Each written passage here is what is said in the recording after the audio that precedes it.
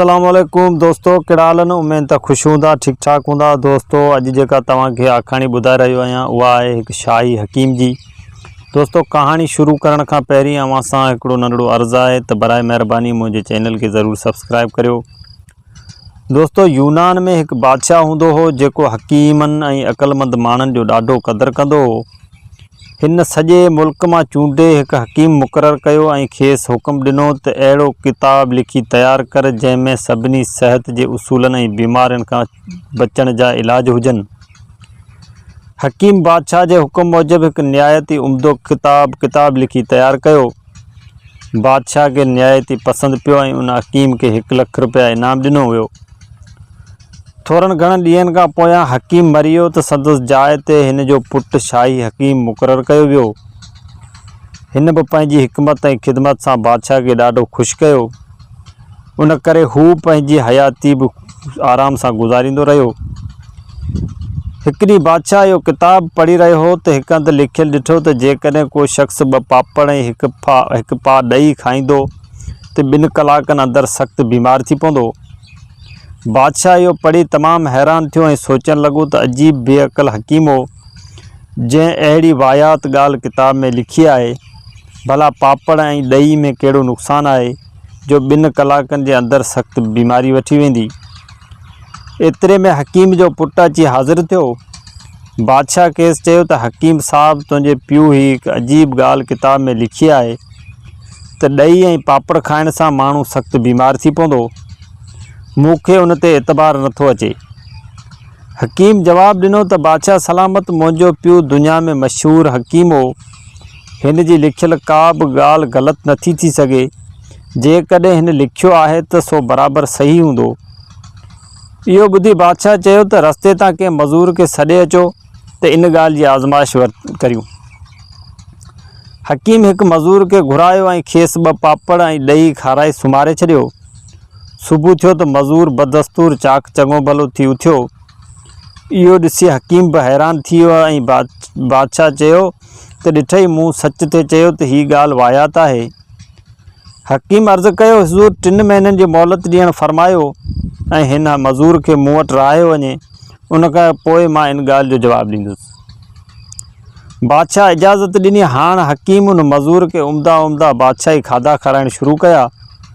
रेशमी ऐं नफ़ीस कपिड़ा पहिरण लाइ ॾिना ऐं सुम्हण लाइ बख़मल जो नरम बिस्तरो बणाए ॾिनो वियो। ॾियारी इहो मज़ूर मज़े में गुज़ारींदो हो, न पोरियो कंदो हो ऐं न ई वरी का तती थधी ॿाहिरि निकिरंदो हो। जेकी घुरंदो हो सो यकदम बिना तकलीफ़ जे मिली वेंदो हुअसि। उन रीति जॾहिं 3 महीना गुज़री विया त हिकु ॾींहुं हकीम ख़्यालु कयो त हिन मज़ूर जो मिज़ाज जांचणु खपे।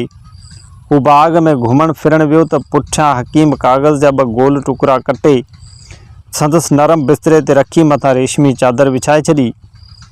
जॾहिं हू आयो तॾहिं खाधो खाई बिस्तरे ते अची लेटियो। मस्त बेक़रार थी उथियो, वरी लेटी पियो, वरी बि घबराइजी उथियो ऐं चयाईं त अॼु पलंग ते कुझु लॻे थो, छा सबबु आहे? हकीम सम्झो त हाणे ही संदसि तबियत निहायत नाज़ुक थी पई आहे।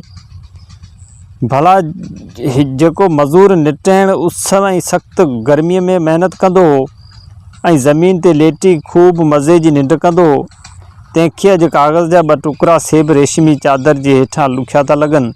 इहो वीचार करे जवाबु ॾिना आहियूं उन मज़ूर खे त आहे त कुझु कोन, जो करे तव्हां बेक़रार थी पिया आहियो।